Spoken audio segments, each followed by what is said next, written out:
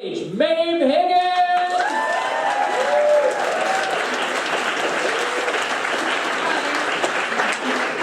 Thank you. Terrible things happen when you stay in. One summer day when I was young, my friends called in and asked me if I wanted to go and sit on the water tank behind the school with them.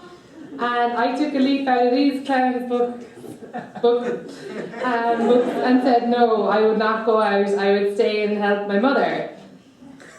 And by that I meant I would pretend to clean the countertops but really wait until she had finished making apple tarts and then quietly eat the bits of dough she discarded. I was obese as a teenager, so it made sense. Anyway. Mammy, I called her. Mammy was just trimming the tarts and I was looking forward to the raw pastry, but then it all kicked off. There was a knock on the door. She asked me to run upstairs and get her checkbook so she could pay the milkman. That's not a euphemism. Anyway, I ran upstairs and I got out of breath quickly. On my way back down, I decided to jump the last 3 steps in one go to save my energy. I did not realise that our new puppy was sleeping on the bottom step. The sensation of all her organs being crushed beneath my chubby feet alerted me. Ricky survived.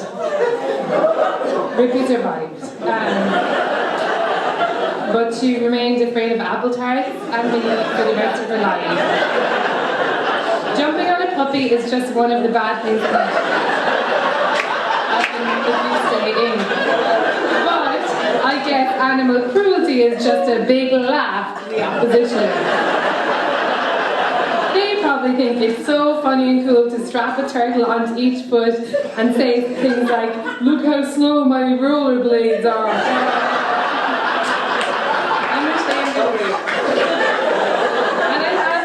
An even more appalling example of what happens if you stay in. In the late 90s, around the same time as I was stomping on young dogs' livers,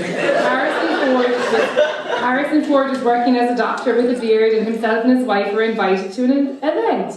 He went down and had a great time. Oh, there were canapes, drinks, clever little conversations.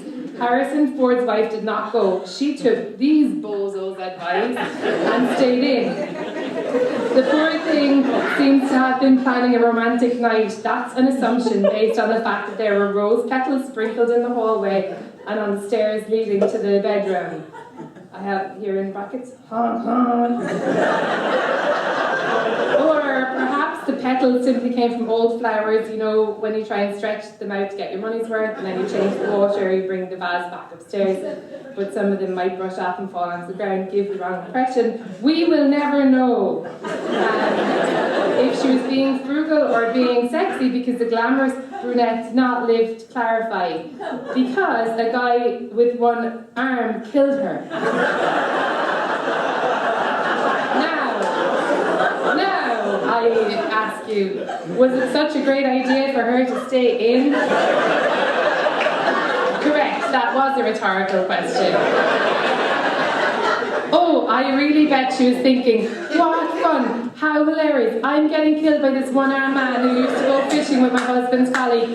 Oh, I'm so glad I didn't go to that party and eat the mini quiches and finish off the stories my hot husband set up for me and make everyone jealous of our cool telepathic connection and shared history of fun times. No way, this slow strangulation by a one-armed man is so much better. That's sarcasm.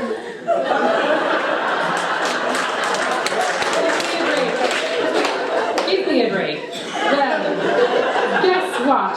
Despite what the opposition believe, it is not okay to kill women. Thank you.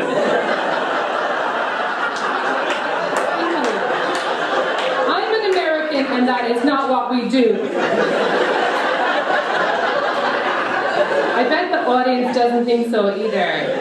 Is it okay to kill women? No, case dismissed. Anyway, everything is better outside the house. Here's an example of a conversation you have at home. I transcribed a classic between me and my roommate Connor. Me, can this go in recycling? Connor, I don't know, maybe don't risk it. And here is a reenactment of a conversation outside the house. It is between me and a taxi driver. Taxi driver, where you go, miss? Me, take me to Coney Island. That's right, a bloody fun fair. Faded grandeur, wooden pier, salty air, sweet nostalgia. Can you get that in your tiny shitty apartment? Are you seriously telling me it's better to stay in and miss life made of cotton candy and bittersweet memories? Answer me, you cunts. This is written down. I'm just reading it.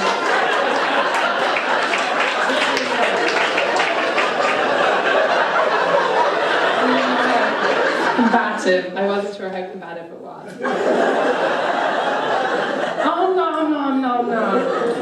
I beg your pardon, what am I doing? Oh, I'm eating some delicious food that I got when I went out for dinner. What is it? It's crab dumplings with a little seagull's egg poached. And I'm very pleased with it. Excuse me? That's right, sometimes I am gluten intolerant, but that's just me running with the pack. I can handle it. Maybe the opposition will say in that offhand way of theirs, you can make dumplings at home. To which I reply, I can't, actually.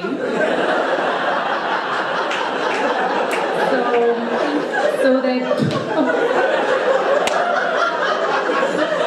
they puff up their pigeon chests and say, you can order as many dumplings and gull's eggs as you like.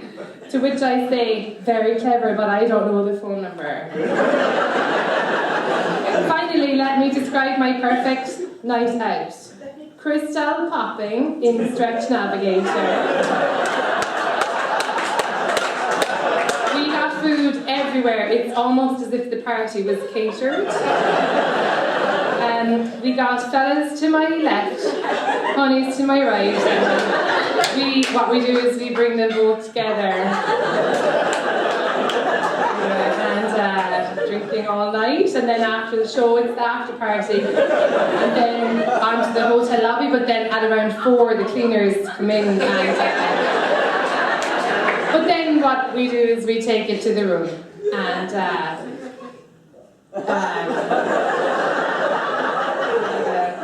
anyway, I got that plan from my spiritual guide, R. Kelly. Sure, there's a lot of rumours about R. Kelly and underage girls, but whatever, he's an artist, so his behaviour is tolerated, as it should be. And before the opposition try to discredit R, I've done a little digging on them. I have in my hand a list of known sex offenders. I got off the police and have circled 3 names: Bridey, Elliott, Michael Ian Black, and Bob Powers. The truth is simple: they are pedophiles, and they stay in because they are not allowed within 50 yards.